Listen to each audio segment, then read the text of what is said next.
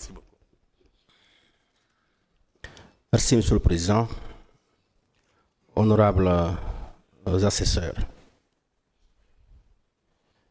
Monsieur Fall, à la suite de mes collègues, je voulais vous dire merci.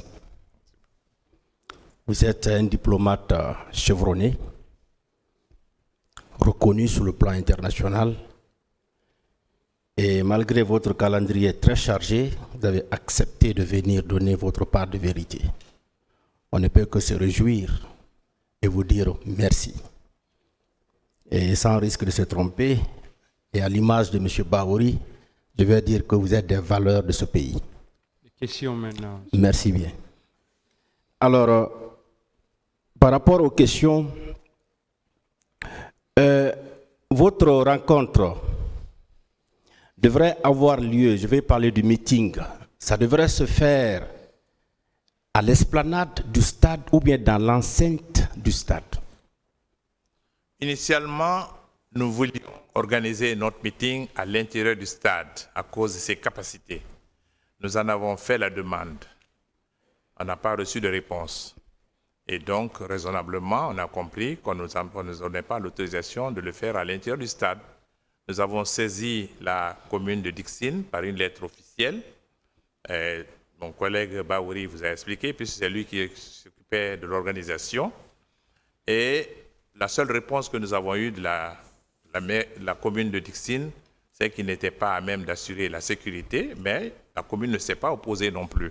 Et nous avons décidé en séance plénière des forces vives, avec tous les leaders, que nous maintenons notre meeting, puisque déjà dans les déclarations que nous faisions sur les radios privées, nous avions déjà annoncé que c'était au stade. Et comme tous nos militants à Conakry et ailleurs avaient compris que le meeting se faisait au stade, nous avons donc décidé en séance plénière des forces vives de tenir le meeting sur l'esplanade du stade du 28 septembre. Voilà. D'accord. Et pour vous, qui a ouvert les portes du stade?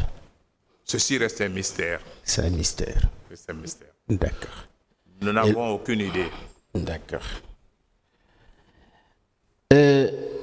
Étiez-vous au courant de la réunion qui s'était tenue à la veille au niveau du camp Alpha Yaya Diallo? Pas avant le 28 septembre. C'est après le carnage du 28 septembre que nous avons appris qu'il y avait une réunion au camp Alpha Yaya la veille et que des instructions avaient été données pour donner des représailles. Et c'est après qu'on l'a su. Et je devrais ajouter que dans mon exposé, je n'ai pas mentionné les disparus. Je devrais mentionner que beaucoup de corps avaient été enlevés. On en a longuement parlé au cours de ce procès. Mais en ce qui concerne cette réunion, on avait même appris à l'époque, et vous rappellerez que dans le camp Alpha Yaya, qu'il y a une excavation à l'intérieur du camp Alpha Yaya et qu'il y a eu une explosion des bombes et autres qui étaient à Alpha Yaya il y a des années et qu'il y avait une grande excavation là-bas. Nous aurions appris aussi, puis c'était des rumeurs, que cela aurait servi de fosse commune aussi au corps qu'on avait enlevé. Évidemment qu'il reste encore un mystère sur cela, mais nous avions appris quand même ce que vous dites, quelques jours après, le 28, qu'il y avait une réunion très tardive au camp Alpha Yaya où des instructions avaient été données. Nous l'avons appris. Mais Merci. Après. Merci bien. Et puisque vous étiez au stade, quel genre d'armes vous avez pu distinguer ces jours-là avec ces militaires? Ils avaient des fusils. Ils avaient des fusils. Ceux qui tiraient sur les manifestants avaient des fusils. Ceux qui sont venus vers nous, il y avait certains avaient des fusils qu'ils n'ont pas utilisés. Ils utilisaient les crosses des fusils pour nous bastonner. Où ils avaient... Mais nous n'étions pas directement à l'intérieur du stade pour nous approcher des militaires. Nous, on a été avalés très tôt. Vous avez vu des fusils? On est sortis très tôt du stade. D'accord. Vous avez vu des fusils? Oui, il y avait ceux qui ont tiré, évidemment, ils tiraient avec les fusils. Vous avez vu des machettes? On a vu... Non, moi, je n'ai pas vu de machette, mais parmi mes militantes, il y a beaucoup qui ont été blessés avec des machettes. Vous avez qui ont été des... poignardés, qui ont été blessés avec des machettes. Vous avez des gourdins? Des gourdins? Ah, ils en avaient. Marcel même en avait. D'accord. Marcel avait une grosse matraque. C'est avec ça qu'ils nous tapaient. Des matraques? Des espèces de gourdins, en tout cas. Des espèces de gros gourdins. Et c'est avec ça qu'ils nous battaient. Et est-ce que vous avez entendu parler aussi de flèches? Moi, je n'ai pas vu les flèches. D'accord. Ceux qui avaient les flèches sont arrivés après nous. Nous, comme je dis, nous, on est sortis très tôt. On nous a exfiltrés. Ces gens-là sont venus après nous. D'accord. Ils sont venus après nous. Et aux abords du stade, est-ce que vous avez vu des camions militaires, des pick-up, des bus? Non, quand nous sommes sortis du stade avec le commandant Toumba, on est venu sur l'esplanade, on a vu son véhicule garé. De l'autre côté, vers l'école de Dixine, il y avait des véhicules militaires certainement, mais nous n'avons pas fait attention. Nous étions dans une telle... On était harcelés, monsieur le procureur. On n'avait pas le temps de regarder tout ça. On avait affaire à ceux qui étaient autour de nous, nos assaillants, qui continuaient à nous taper dessus. Donc, je n'ai pas remarqué ça. Non. Et puisque Marcel était proche de vous, comment il portait son béret? Il avait un béret rouge. Comment il le portait? Bon, vous ne vous rappelez pas? En tout cas, il portait le béret rouge. Ça, je sais, il portait un béret rouge. Il avait une vareuse verte et il portait un béret rouge. D'accord. Et vous dites qu'au niveau de l'hôpital, vous vous étiez vu avec colonel Kibro. Et vous l'avez même tiré pour qu'il puisse voir une des victimes qui y était admise, n'est-ce pas? C'est la clinique Ambroise Paré, 2 ou 3 jours après. Quel était son état d'âme? Qu'est-ce que vous avez remarqué en lui lorsque vous lui avez montré cette victime-là? Il n'a pas fait d'observation, mais je l'ai tiré, je lui ai dit viens. Le colonel Teboro et moi, on a toujours eu des relations très fraternelles. Il m'a toujours appelé grand frère, même après le 28 septembre. On a travaillé ensemble à la présidence ici. Quand j'étais secrétaire général de la présidence, il travaillait déjà avec le président Alpha Condé. Et quand je l'ai appelé à la clinique, je lui ai dit viens voir. Il m'a suivi, je lui ai montré la victime, mais il n'a pas fait d'observation. D'accord. Et également, vous avez parlé des pillages des domiciles de certains leaders. Vous étiez allé voir l'ampleur de ces dégâts?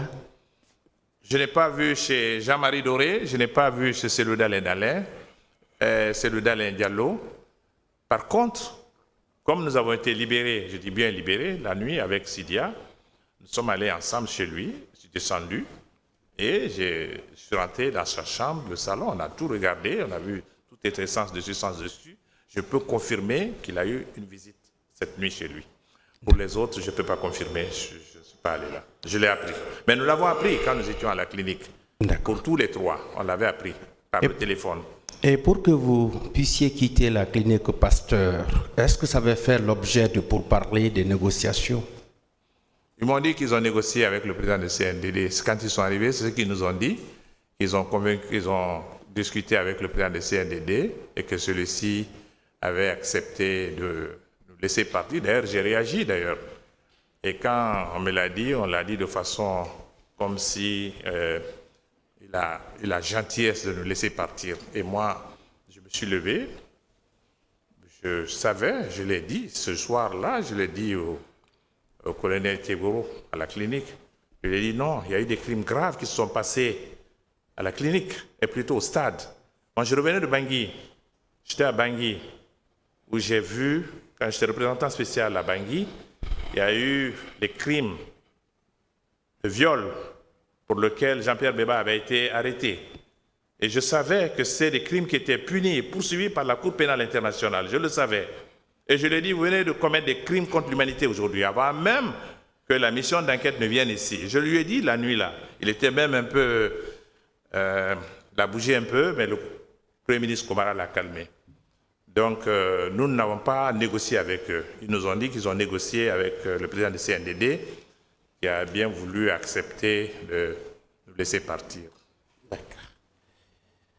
Et vous étiez au stade. Vous avez vu beaucoup de morts, beaucoup de cadavres, n'est-ce pas? Moi, Je ne peux pas dire que j'ai vu des cas, mais j'ai vu des gens tomber. Je voyais des tirs et les gens tombaient. Et Sidia m'a dit, regarde, ils sont en train de tuer les jeunes. Mais les cadavres, on ne les a pas identifiés. Et vous avez vu également les femmes Ah oui, ça nous l'avons vu. qui ont été Vous savez, violées. oui, quand vous sortez de l'ère de jeu, il y a quand même un bon espace entre le stade lui-même, parce que le complexe du stade est très grand. Et donc, entre l'ère de jeu et la sortie, il y a le palais des sports qui est à gauche et un grand espace. C'est dans cet espace-là qu'on a vu les militaires s'acharner sur les femmes. Là, on l'a bien vu. Et j'ai même reconnu une de mes militantes. Je tais des noms ici. J'aurais pu donner beaucoup de noms de femmes qui ont été violées et autres, mais je respecte leur intimité et je garde tout pour moi. Mais j'ai reconnu une de mes militantes dans leurs mains. D'accord. Et partant de ce que vous avez vu et ce que vous avez entendu, le nombre officiel qui a été donné, est-ce qu'il y a une conformité? C'est-à-dire entre la réalité et ce qui a été officiellement donné comme chiffre? Monsieur le procureur, je suis un homme politique, j'étais président d'un parti politique. Tous les autres collègues leaders des forces vives ont dû faire le dénombrement au sein de leur parti des victimes.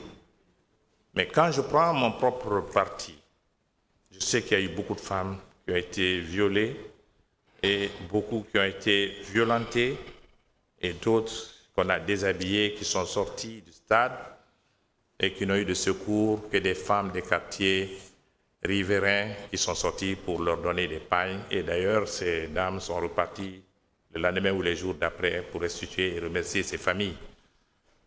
Mais le nombre de femmes violées, j'ai toujours dit que c'est bien au-delà du chiffre qui a été communiqué, parce que plusieurs dames, je dis bien plusieurs, et je parle en connaissance de cause. Et le nombre de morts? Le nombre de morts, c'est la même chose. Vous savez, dès lors qu'on vient enlever les corps la nuit et qu'on ne peut plus savoir combien de morts il y a eu. Ils ont enlevé les corps, c'est évident. D'accord. Et les femmes ont été enlevées. Elles ont été enlevées pour être envoyées dans des camps militaires. Vous avez pu savoir après quels étaient ces camps? Non, moi je n'ai pas été au courant de cela, je l'ai appris après. Parce qu'au sein de mon parti, moi j'ai fait le tour des femmes qui avaient été victimes. J'ai rendu visite à chacune d'elles. Mais je n'ai pas eu vent de femmes qui avaient été séquestrées, qu'on avait maintenues dans les camps. Sinon, je serais allé à leur recherche. Au sein de mon parti, je n'en ai pas dénombré. Non. Et que savez-vous des cas des fosses communes, des charniers? Les charniers, moi j'ai entendu parler de la fosse qui était au camp Al-Faya, qui a été laissée, une fosse béante qui était restée là-bas.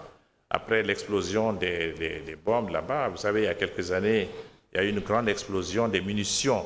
On nous disait qu'il y avait cette excavation, moi je n'ai pas vu, mais on nous a dit, les jours qui ont suivi le massacre du stade du 26 septembre, que des corps ont été ensevelis là-bas. Mais le reste, je ne suis pas au courant. Donc, on nous a même dit, parce qu'on a eu beaucoup de contacts quand nous étions à la clinique. Et Selou, et Sidia, et Jean-Marie, et moi-même, nous avons eu beaucoup de contacts à l'extérieur dans la soirée. Et on nous avait dit qu'on avait enlevé des corps. On nous l'avait dit avec certitude. D'accord. Et pour vous, quel était le mobile réel de ces massacres-là? Pourquoi on a massacré la population? Monsieur le procureur, c'est un non-sens. Je vais vous dire pourquoi. Et que l'on nous dise que nous sommes allés au stade et que la manifestation n'était pas interdite officiellement, mais que nous sommes allés quand même au stade. Qu'on nous le dise, oui, mais moi, si j'étais à leur place, moi je n'aurais pas envoyé des soldats pour réprimer, pour tuer des gens et violer des femmes. Qu'est-ce que le gouvernement pouvait faire? Vous avez la liberté, après notre manifestation du stade du 20 septembre, de nous faire arrêter. C'est la règle classique. Ils avaient cette possibilité de nous interpeller immédiatement après et, si besoin, de nous amener à la justice.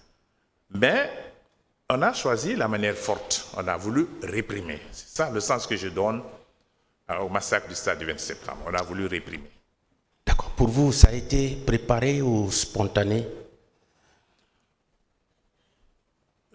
Je ne suis pas sûr que ce soit spontané.